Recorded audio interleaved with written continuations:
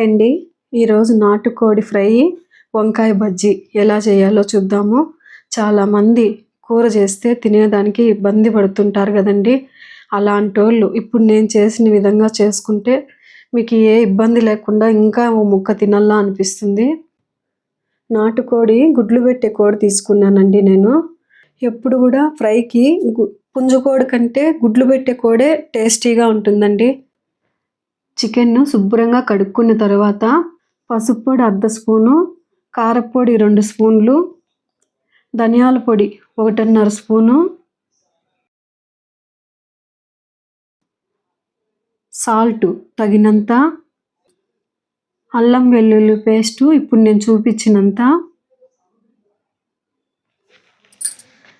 4 లవంగాలు, కొద్దిగా చెక్క బాగా దంచుకొని మిరియాల పొడి, లవంగాల పొడి వేసి బాగా కలిపి ఒక అర్ధగంట అలా పెట్టేసి మళ్ళీ చికెన్ ఫ్రై చేసుకోవాలి. చికెన్ ఫ్రై వంకాయ బజ్జీ కాంబినేషన్ సూపర్గా ఉంటుందండి. మీరు ఒక్కసారి ట్రై చేసి చూడండి, మీకే తెలుస్తుంది.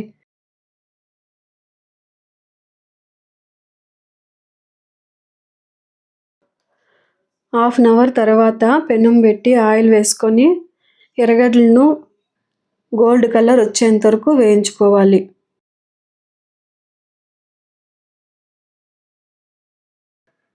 మనము ముందుగా మసాలా కలిపి ఉంచుకున్న చికెన్ను తీసి బాగా వేయించుకోవాలి. ఇప్పుడు ఒక చెంబు నీళ్ళన్ని పోసి బాగా నీళ్ళంతా విమిరిపోయేంత వరకు ఉడికించుకోవాలి. నాటుకోడి కదండి, ఆ మాత్రం నీళ్లు పోసి ఉడికించకపోతే చికెన్ బాగుండదు, గట్టిగా ఉంటుంది ముక్కలు. ఇలా మధ్య మధ్యలో తీసి కలబెట్టుకుంటూ ఉంటే అడుగంటకన్నా ఉంటుంది.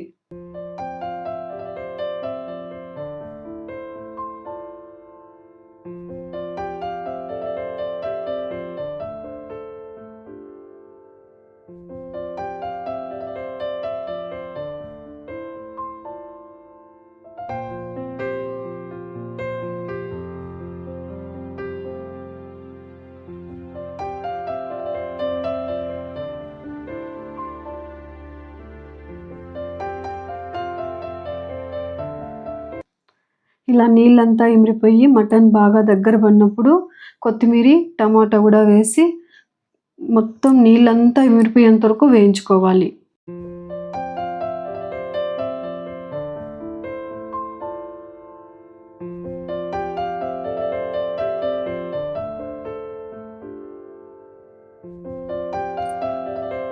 ఈ స్టేజ్లో ఆ గుడ్లను కూడా తీసి వేసి వేయించుకోవాలి.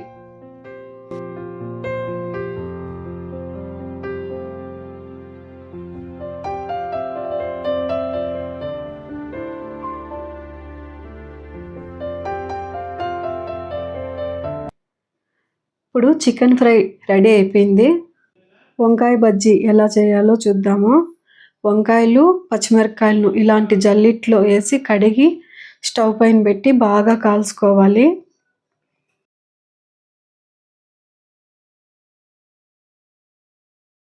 వంకాయలను నిదానంగా ఇలా తిప్పుతా కాల్చుకోవాలి.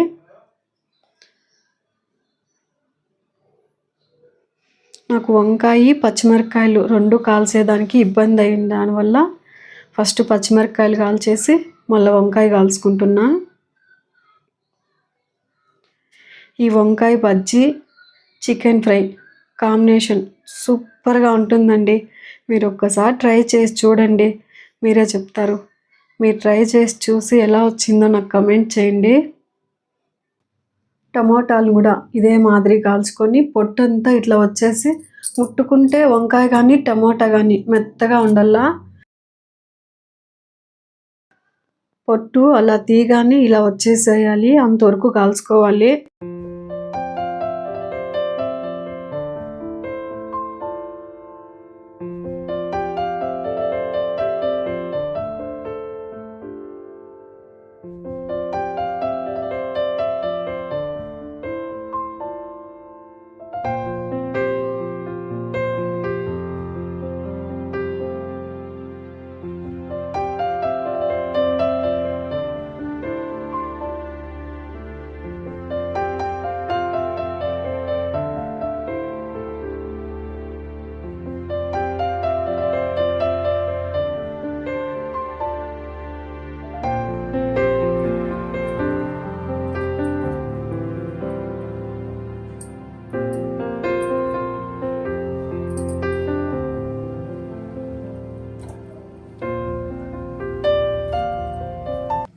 నిమ్మకాయ సైజ్ అంత చింతపండును నీళ్ళల్లో నానేసుకోవాలి. ఇలా పచ్చిమిరపకాయలు టమాటాలను బాగా నలుపుకొని చింతపండును కూడా బాగా నలిపి ఆ నీళ్ళను వడగట్టుకోవాలి. తగినంత ఉప్పు వేసి చిక్కగా కలుపుకోండి, ఎక్కువ నీళ్ళు పోయిద్దండి.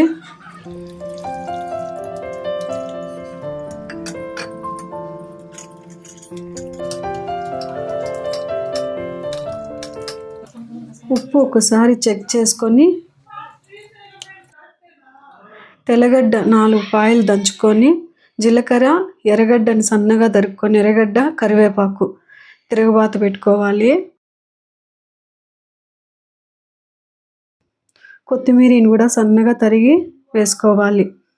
ఇప్పుడు పెనం పెట్టి కొద్దిగా ఆయిల్ వేసి సాసోలు బాగా చిట్లినాక ఎర్రగడ్డ వేసి ఊరికే దోరగా వేస్తే చాలండి, ఎక్కువ వేయించకూడదు.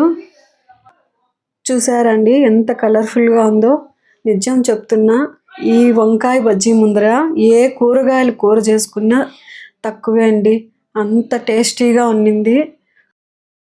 మీకు కూడా నాన్ వెజ్ నార్మల్గా తినాలంటే వేస్ట్గా ఉండే వాళ్ళకి, ఇబ్బంది అనుకునే వాళ్ళు ఇలా వంకాయ బజ్జీ చేసి దాంట్లో కాంబినేషన్ నాన్ వెజ్ పెట్టుకొని తిన్నారంటే మళ్ళీ మళ్ళీ తినాలంటారు, అంత టేస్టీగా ఉంటుందండి. మీరు ఒక్కసారి ట్రై చేయండి ఈ నాటుకోడి ఫ్రై వంకాయ బజ్జీ.